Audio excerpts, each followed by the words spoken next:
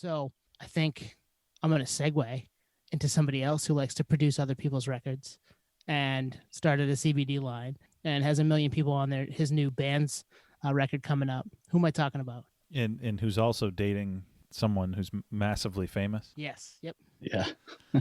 Nate, who's Tone talking about? The one and only Travis Barker. He's conquering the world, apparently. Yeah, he's hitting all cylinders. Album with special guests, like you said. It's the new Blink album's one.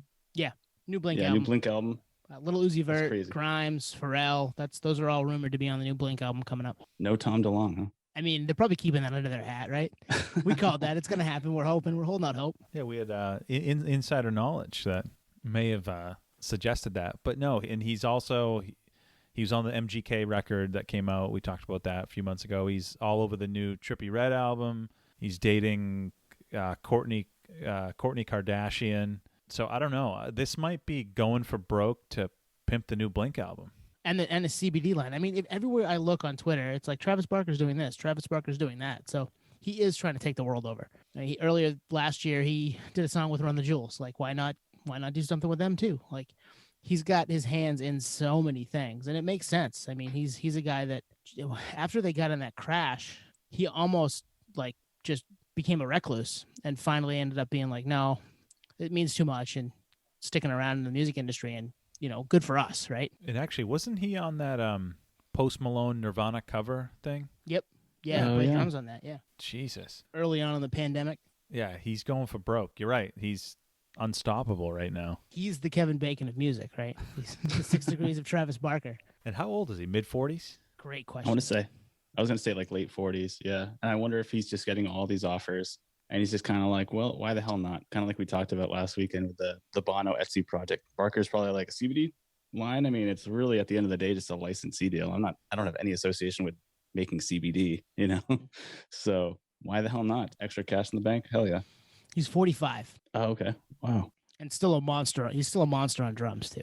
Yeah, like how long can he go at that pace? It's funny. I was on Facebook the other day and of old video. This was pre-Blink. Travis video came up of him playing like a outdoor birthday party or something, and he was just nasty. I mean, he's been like this for years. It was unbelievable, and he could tell like it was just like a garage band, and he was just on another level. But I wouldn't think he'd be able to do that into his 50s that fast and all that. I don't know, man. I mean, Danny Carey's still doing it, and I think he might be close to 60.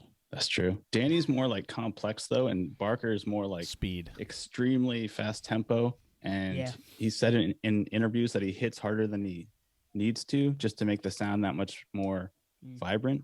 Yep. And yeah, I mean, at that age, and he's been injured so many times. He's broken both arms, both legs, accidents, everything. Like he got hit he was in a car crash like 2 years ago, let alone the plane crash. So like, yeah, it doesn't make any sense. Superhuman, I guess. He also is complex, but you're right. It's different than Tool drumming with Danny Carey.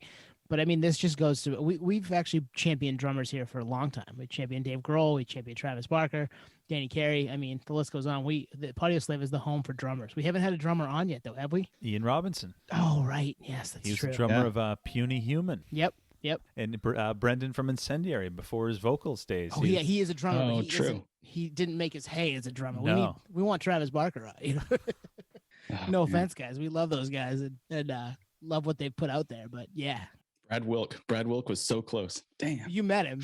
At least you got to meet him. He's a listener, so Damn. we'll take that. Well, it's still our biggest YouTube video to date is Nate telling that story. So